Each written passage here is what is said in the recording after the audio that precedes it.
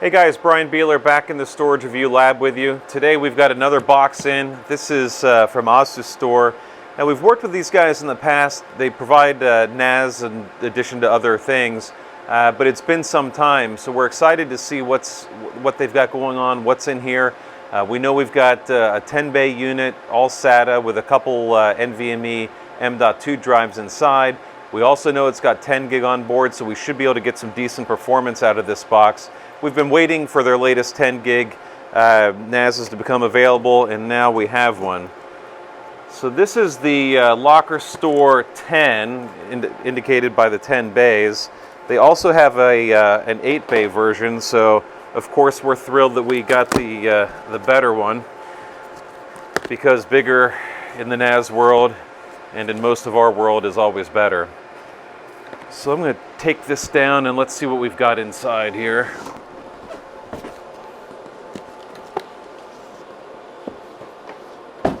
Right.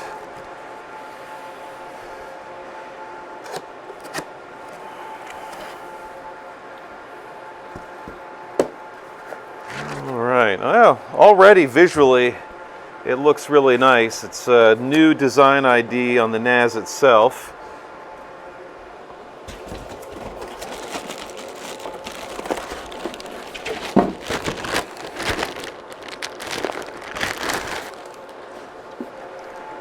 Here we go. Always nice to get a post-it. One M.2 SSD inside. Well, I assume it's an SSD, and else we'll be highly disappointed if it's something else. So we've got the accessory box with power cable, screws, Ethernet cables, and some other accessories. As we look around to the front, we'll notice when we power it up, but this has got a display on it, always handy for finding the IP address. So hopefully when we plug it in, it'll pick up an IP address and we'll be able to connect to it and have quick access to the UI, which we will do. We're going to go ahead and populate this with 8 of our Toshiba 8TB NAS drives. Now we do have larger drives, we do have drives that may be even a little bit faster, but we've been using these 8TB Toshiba drives, one, because they build quickly, so when we're doing our tests for a review, it's a lot easier to get those provisioned more quickly. They've also have a pretty nice performance profile, and it's the same set that we've used in all of our other NAS reviews over the last probably 2 years or so. So we like to keep the drive sets consistent when we can. We may migrate to something larger or faster, a little bit later, but for now these drives have done an excellent job. So interestingly, as we were going to power this thing on and get it operational, we noticed that even though there was a power supply included in the box, we don't really need it, obviously, because there's one embedded in this system, which is common in larger NASs, probably just a packaging snafu, no big deal, extra parts are okay. We've got USB drive access over here, our two 10 gig ports, and two 2.5 gig ports. Now the 2.5 gig ports are something we're seeing more and more on small NAS. We're seeing some of the networking vendors like Netgear start to embrace that technology. It's not something that we use in the lab here, but maybe we'll do that at some point. But since it's got 10 gig on board, we're happy with that. And we've got 2 really nice size fans on the back.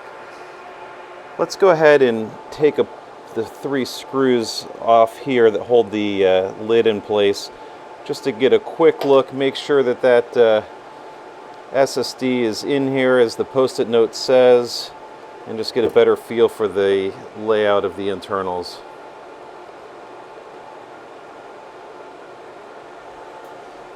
And number 3.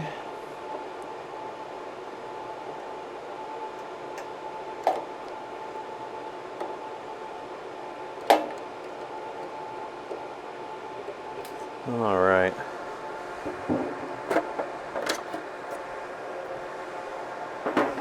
Okay, so what we've got in here, we can see the dual slots for the N.2 drives. These are NVMe compatible. In fact, what we have in here now is a crucial, it's a P1 2280. We actually have another one of these guys around.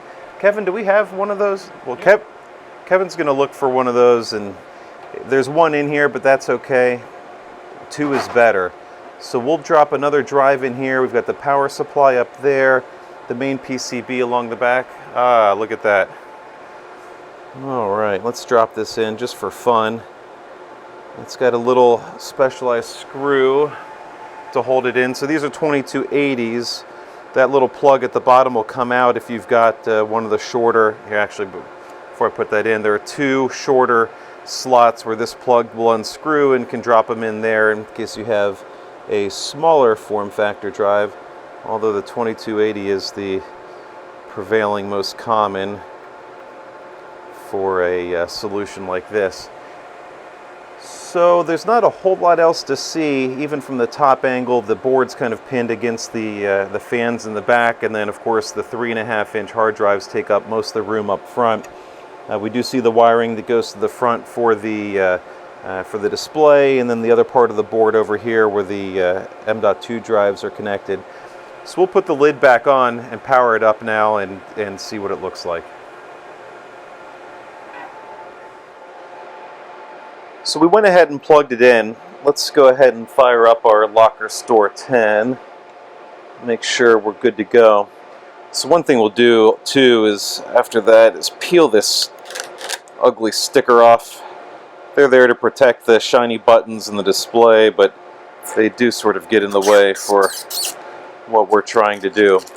So we've got the power button, drive activity light, we've got some NIC lights, we've got another USB port in the front, and then we've got these handy little navigational buttons.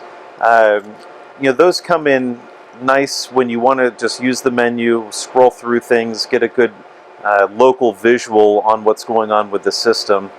Not all NASs in this category have a display. It adds some expense, but it is a nice to have for sure when you have a system like this in hand. So we're going to let this go ahead and boot up, and then we'll bring it over to browser window and take a look at the operating environment and see what we can do from a provisioning standpoint and getting this thing operational.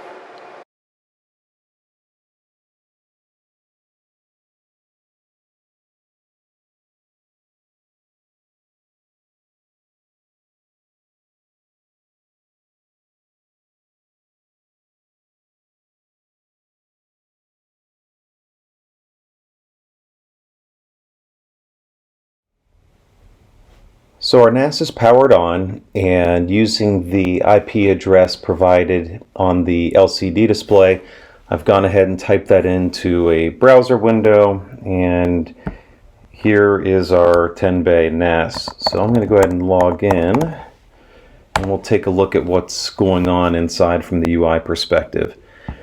As is common, anytime we get a NAS, usually between its build and ship, there's been an update. New ADM. We'll worry about that a little bit later. It doesn't make for the greatest video to watch OS installs. So we've got a nice GUI here, pretty standard view for this category of NAS. Let's go ahead and dive into Storage Manager. So what we can see is, well, I guess I skipped 4 and 5 with the hard drives. So we're in bays 1, 2, 3, 6, 7, 8, 9, 10. Classic storage review methodology, and then our 2 SSDs. When I went through the display panel on the device physically, it asked if I wanted to initialize, and I went ahead and let it get going. What Asustor does is if you've got more than 3 drives, I believe it is, they'll go ahead and build a RAID 5. We don't want that for our testing, so we'll undo that here in a second, but let's just make sure all of our disks are healthy and happy first, and then we'll go ahead and undo that volume that it's creating automatically for us. It's not the worst thing that it does it automatically, but we just don't happen to want RAID 5. So I can see all of our disks here except for 4 and 5, which are empty. We could use those for more SSDs or additional capacity. For our testing, though, we like to keep consistent groups of these 8 drives, and then we've got our 2 SSDs that are just fractionally more warm than the hard drives, but they're all checked, all happy. If we hit that drop down, it'll give us a little bit more information about the drive itself, serial number, all that sort of thing. Let's go back to volume. So as we can see, it's already synchronizing It's up to 1%. It's going to make a 51 terabyte group, not so bad, but again, that's just not what we want. So what we'll do is remove that and work through the menus. Now, quick setup is if you're just not real familiar with what you want and you're just trying to decide between capacity, protection, and balance, it'll automatically select a RAID type for you based on those needs. If you want support for snapshots, that'll put ButterFS on. But we're going to go back and just look at the advanced setup here.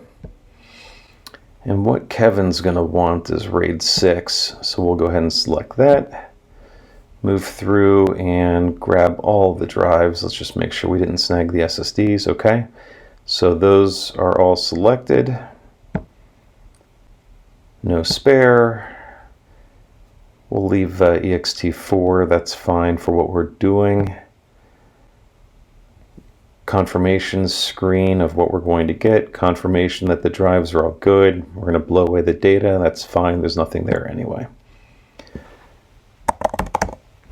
And we're off and running. So this build process will take some time. That's again one of the upsides of the 8 terabyte drives, is that it gets us online and ready for testing much more quickly. We could go through and enable the SSD cache. We could do a number of other settings, but right now we'll just let the volume build. We'll test the hard drives natively and then maybe come back and get a little bit of bonus benchmarking on with the SSDs installed. So we'll be back with that full review on storagereview.com probably 2 weeks or so to get all the data done and write that up. But we'll have that for you very shortly. And until then, thanks for watching the video. We appreciate your support. Hit that subscribe button and stay up to date with all that is going on in the lab here at Storage Review. Thanks.